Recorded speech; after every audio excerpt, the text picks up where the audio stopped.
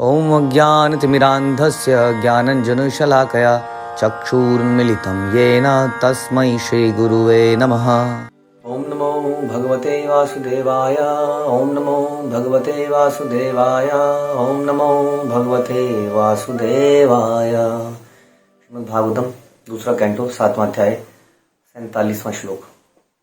शश्वत प्रशांतम अभयम प्रतिबोध मात्रम शुद्धम समम सदसता परमात्म सत्तत्वम शब्दो न यत्र पुरा पुरु कारकवान क्रियार्थो माया पर्यत्य विमुखे च विलज्जमाना तद्वै पदम भगवतः परमस्य पुंसो ब्रह्मेति यत्वी दुर्जस्त्र सुखम विशोकम।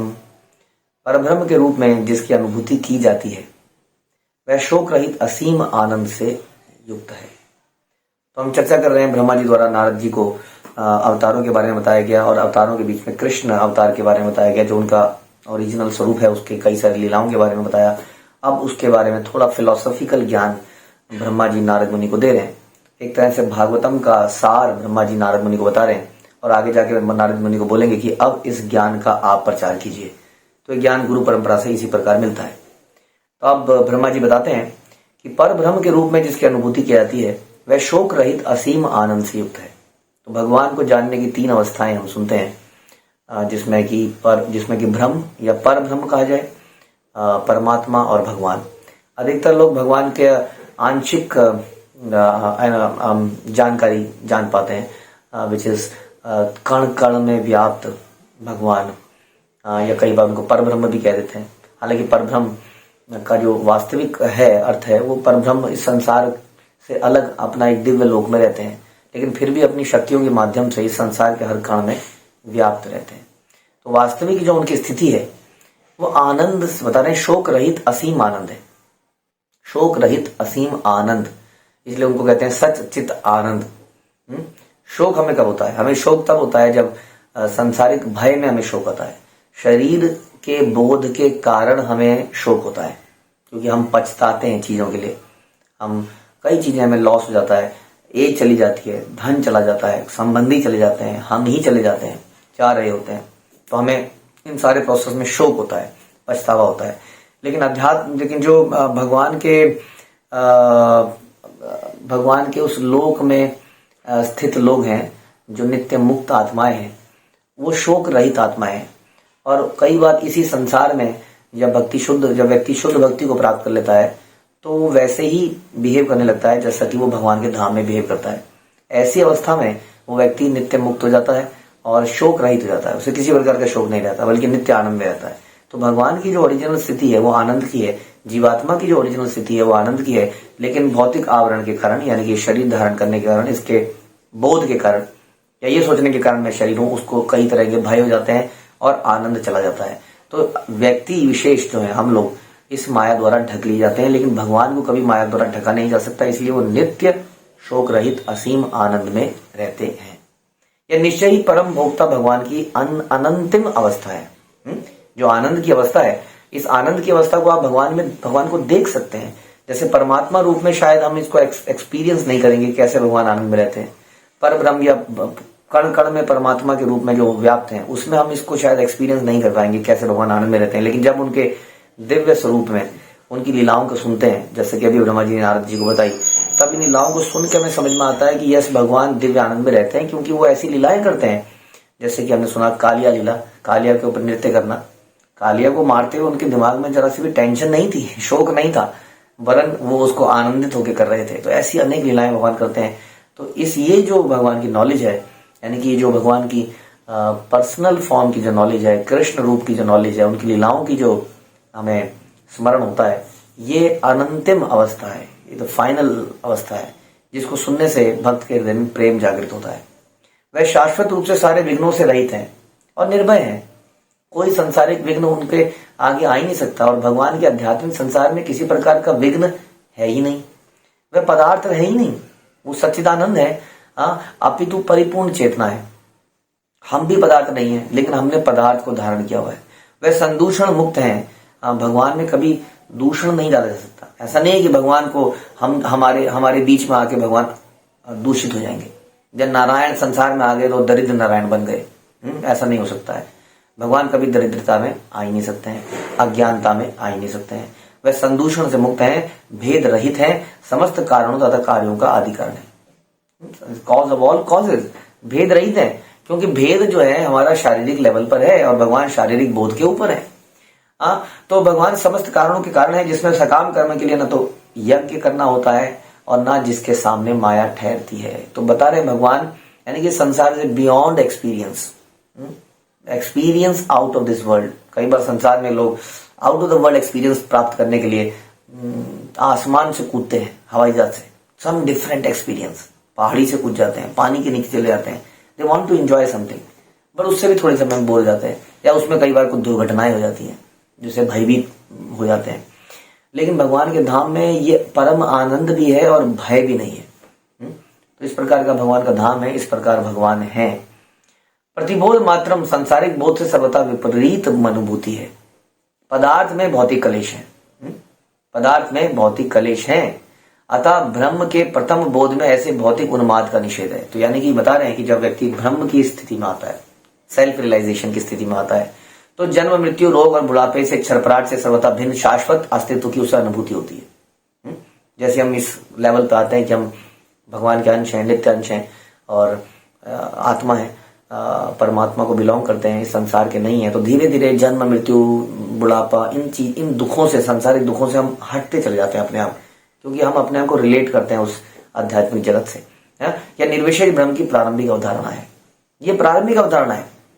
यानी कि जब भक्ति व्यक्ति शुरू करता है तो उसे कृष्ण से प्रेम तो बहुत बाद में होता है, लेकिन उसे एटलीस्ट आत्मा के नॉलेज होने की वजह से, धीरे धीरे सेल्फ रियलाइजेशन होने से उसका स्ट्रेस, उसकी टेंशन खत्म होने लगती है। यही कारण है कि भक्ति शुरू करते ही थोड़े दिनों में हमें स्ट्रेस रिलेटेड प्रॉब्लम सॉल्व होने लगती है। अभी हमारे अंदर कृष्ण प्रेम जागृत नहीं हुआ है, लेकिन फिर भी उसका लाभ हमें मिलने लगता है पहले ही। तो वही बता रहे हैं कि यह प्रारंभिक अवस्था है। परमेश्वर हर वस्तु का परमात्मा है, अतः परम अवधारणा में प्रेम का बोध है। तो प्रारंभिक अवधारणा में तो जन्म मृत्यु की एब्सेंस है, तो उससे भी बहुत अच्छा लगने लगता है। ऐसा नहीं है कि मैं मरूंगा, मैं मरता ही रहूंगा क्या, नहीं, ऐसा नहीं है। जब तक मैं शरीर में हूं तब तक मरता रहूंगा, दिस इज वेरी गुड। यानी कि ये दुख मेरा हमेशा का नहीं है, थोड़े समय का है। हम कहते हैं ना, पंडित जी बताइए ये दुख कितने दिन तक रहेगा? पंडित कहते हैं बस 2 हफ्ते और। तो कहते हैं अच्छा चलो झेल लेंगे। उसी तरह भक्त सोचता है जब तक ये शरीर है तब तक है, उसके बाद नहीं है। लेकिन जब वो आगे बढ़ता है इस प्रोसेस में, केवल इस दुख को हटाने से काम नहीं चलता है, हमें प्रेम की आवश्यकता है, आदान प्रदान की आवश्यकता है। इसलिए जैसे जैसे भगवान को और जानते हैं तो प्रेम का बोध होता है, which is much much much higher than absence of pain. Absence of pain is also a pleasure, but that is not a real pleasure. Real pleasure कुछ क्रियाएं करने से होता है, जैसे भगवान के भक्त भगवान के साथ करते हैं। प्रेम का बोध आत्मा से, आत्मा के संबंध के कारण होता है। पिता अपने पुत्र से प्रेम करता है क्योंकि पिता और पुत्र में निकटता का कोई संबंध है, इसलिए। किंतु भौतिक जगत में जिस प्रकार का प्रेम है वह उन्माद से भरा हुआ है, क्योंकि जो भौतिक जगत में संबंध है ये वास्तविक संबंध है ही नहीं, एक नाटक में संबंध की तरह है जो कि रियल नहीं है। इसलिए इनमें उन्माद है, इनमें खिंचाव है, इनमें सेल्फ मोटिव है। हर रिश्ते में कुछ ना कुछ सेल्फिश मोटिव है, उन्माद से भरा है। जब भगवान से भेंट होती है तो वास्तविक प्रेम के कारण पूर्ण प्रेम प्रकट होता है। यही कारण है कि हम लोग कई बार मंदिर में जाते हैं तो आंसू आ जाते हैं, कई बार कथा सुनते हुए, कभी कीर्तन में बैठते हैं तो, या जब ये कार्य नहीं करते हैं तो हमें कुछ एब्सेंट लगने लगता है। ये केवल वही समझ सकता है जो भक्ति के प्रोसेस को कर रहा है। वह देह तथा मन की भौतिकता के द्वारा प्रेम किए जाने वाली वस्तु नहीं है। यह वह देह तथा मन की भौतिकता, यानी कि सांसारिक प्रेम जैसा वो प्रेम नहीं है, अपितु समस्त जीवात्माओं के लिए पूर्ण निरावर्त शुद्ध प्रेम की वस्तु है। यहाँ के प्रेम में उन्माद है, एक्सपेक्टेशंस हैं कि मेरे लिए भी कुछ करो अगर मैंने आपके लिए किया है। शुद्ध प्रेम नहीं है, क्योंकि वह हर एक के हृदय में स्थित परमात्मा स्वरूप है। मुक्त अवस्था में भगवान के लिए पूर्ण प्रेम उमड़ता है, और ये है वो असली वस्तु जिसके लिए हम इतना प्रयास कर रहे हैं। इसलिए छोटे में सेटल नहीं हो जाना है। केवल जन्म मृत्यु और इन समस्याओं से हम ऊपर उठ गए, आत्मा का बोध हो गया। जैसे बहुत सारी परंपराएं हैं, बहुत सारे ऐसे स्कूल ऑफ थॉट है जहां पर लोग केवल आत्मा के बारे में बताते हैं, परमात्मा के बारे में बताते हैं, लेकिन परमात्मा के साथ करना क्या है, उनके साथ हमारा रिलेशन, प्रेम संबंध, इसके बारे में जानकारी नहीं दे पाते हैं, क्योंकि वो शास्त्रों का आधार नहीं मानते। और शास्त्र इस चीज के बारे में बहुत डिटेल में बताते हैं कि कृष्ण, इसीलिए भागवतम हम पढ़ रहे हैं, तो अभी तो हम भागवतम में नीचे से शुरू कर रहे हैं, पहले दूसरे कैंटो से। आगे आगे जाएंगे तो हम देखेंगे कृष्ण प्रेम गहरा होता जाता है और 10वें अध्याय में पूरी तरह से विकसित होके 10वें स्कंद में हमें दिखेगा। तो उस प्रेम की यहाँ बात करी जा रही है। संघ्रयंग नियम्य यतयो यम कर्तहेतिम जहुव स्वराडीव निपान खनित्रमिद्रम मिद्रा। ऐसी दिव्य अवस्था में ज्ञानियों तथा योगियों द्वारा न तो कृत्रिम रीति से मन को वश में करने की, न ही कल्पना या चिंतन की आवश्यकता रहती है। मनुष्य ऐसी विधियों को उसी प्रकार त्याग देता है जिस प्रकार स्वर्ग का राजा इंद्र कुआं खोदने का कष्ट नहीं करता। बहुत ही इंपॉर्टेंट बता रहे हैं कि जब वो प्रेम की अवस्था में हम आते हैं, जो अभी हम जिक्र कर रहे थे, तब कई सारी चीजें स्वाभाविक हो जाती हैं।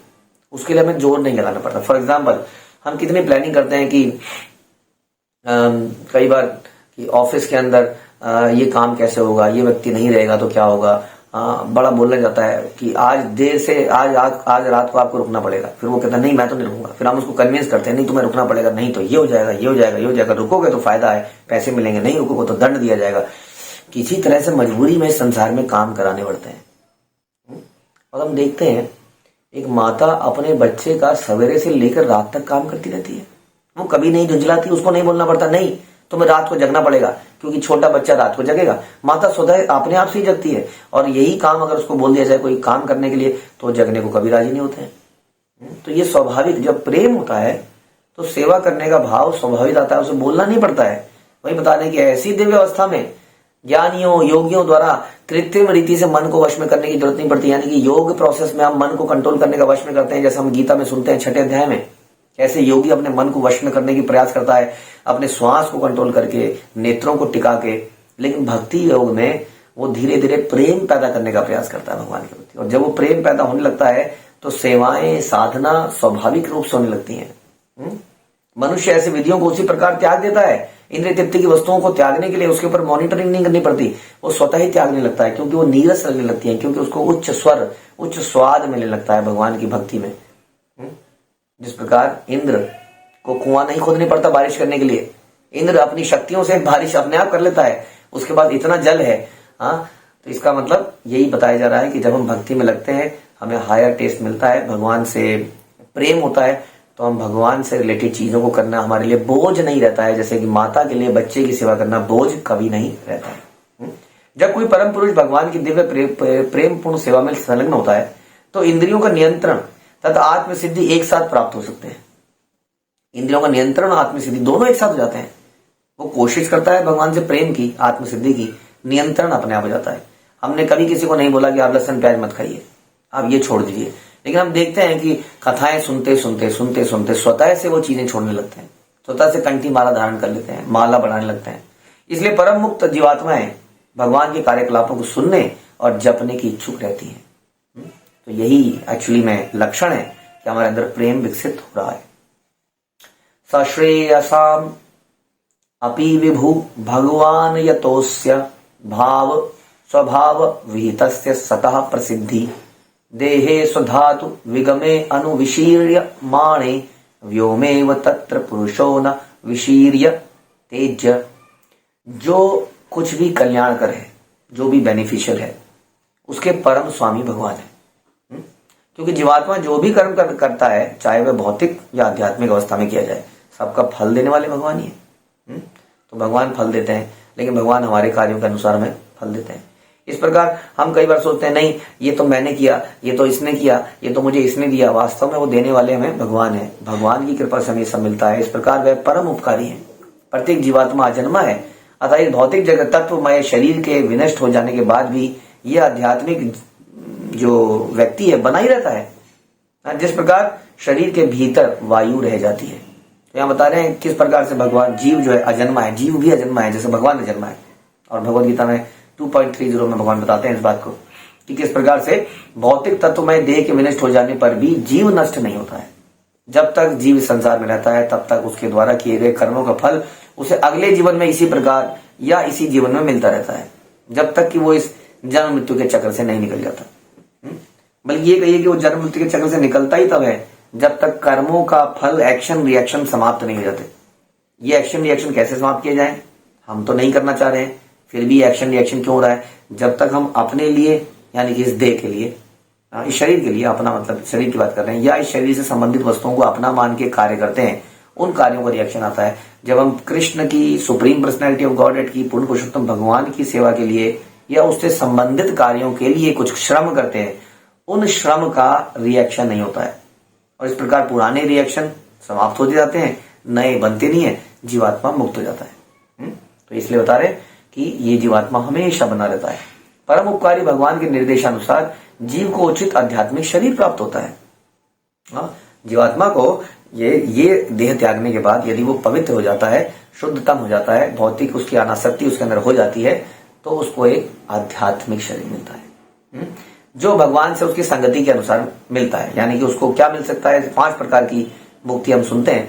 यानी कि आध्यात्मिक संसार में व्यक्ति को जो मिलता है वो सारूप्य हो सकता है, यानी कि भगवान जैसा शरीर सुंदर, या सालोक्य हो सकता है, यानी कि भगवान के लोक में रहने की सुविधा, या शास्त्री जैसे भगवान की तरह उसको ऐश्वर्य की प्राप्ति हो जाती है, या सामीप्य भगवान के साथ में रहने की उसको साथ में रहने की संगति मिलती है। और एक इसमें जो नहीं बताया गया वो है कि जिसको हम नहीं मानते हैं मुक्ति, है कि भगवान में ही तदाकार हो जाना। भगवान इतने दयालु है कि यदि कोई भक्त भौतिक संगति से अकलुषित तथा अमिश्रित भक्ति भयमय सेवा का चरण पूरा नहीं कर पाता तो क्या होता है? भगवान इतने दयालु है, ऐसे भगवान के बारे में बता रहे हैं कि जो भी हमारे जीवन में इस प्रकार होता है भगवान ही कर रहे हैं। और भगवान हमें अल्टीमेटली जब हमें विरक्ति होती है तो एक आध्यात्मिक शरीर देते हैं जिसमें हम भगवान के धाम में रहते हैं। और यदि हम पूरा नहीं कर पाते तो भगवान इतने दयालु हैं कि ऐसे परिवार में हम पैदा करते हैं जहाँ पर कोई भक्त है, कोई धनी है, जहाँ पे हमें जीवन के लिए संघर्ष न करना पड़े और सारा ध्यान हम भक्ति में लगा सकें। तो भगवान इतने दयालु हैं, अपने भक्त की इतनी मदद करते हैं हम, लेकिन आगे बढ़े तो सही, तभी तो ऐसा होगा। सौयम ते अभितस्तात भगवान विश्व भावना समासेन हरेर्नान्य दन्यस्मात् सदसच्च यत्। हे पुत्र, ब्रह्मा जी अब बता रहे हैं कि इस पूरे चैप्टर में मैंने तुम्हें बहुत सारी नॉलेज दी। हे पुत्र, मैंने तुम्हें संक्षेप में प्रकट जगतों के सृष्टा पूर्ण पुरुषोत्तम भगवान के विषय में बतलाया है। तो ब्रह्मा जी यहां बिल्कुल क्लियर कर रहे हैं, I am not the creator, इस कृष्णा इज क्रिएटर। प्रकट जगतों के जो हमें दिख रहे हैं आंखों से, अब प्रकट जगत आध्यात्मिक जगत जो हमें नहीं दिख रहा है तो वो भी प्रकट ही, लेकिन हमें अभी इस अवस्था में नहीं दिख रहा है। तो इन प्रकट जगत जो असंख्य ब्रह्मांड में दिखते हैं, इस जगत के जो सृष्टा हैं उनके बारे में मैंने तुम्हें संक्षेप में बता दिया है। गोचर तथा तात्विक अस्तित्व का कारण हरि के अतिरिक्त और कोई नहीं है। जो भी आप देख रहे हो उसका कारण केवल हरि है और कोई नहीं है। तुम इस बात को जान लो नारद मुनि, कि ये सारे क्रिएटर भगवान है, मैं नहीं हूं। मैं तो उनकी डायरेक्शन पे करने वाला, कार्य करने वाला एक तुच्छ सेवक हूं। भगवान को इस दुखमय संसार की सृष्टि के लिए भला बुरा नहीं कहा जा सकता। क्यों नहीं कहा जा सकता? जब सब कुछ देने वाले भगवान ही है, फल देने वाले, क्योंकि भगवान हमारे कर्मों के अनुसार फल देते हैं। भगवान तो वेट कर रहे हैं कि हम उनकी तरफ कब देखें और कब उनको हमको आध्यात्मिक जगत में बुला लें।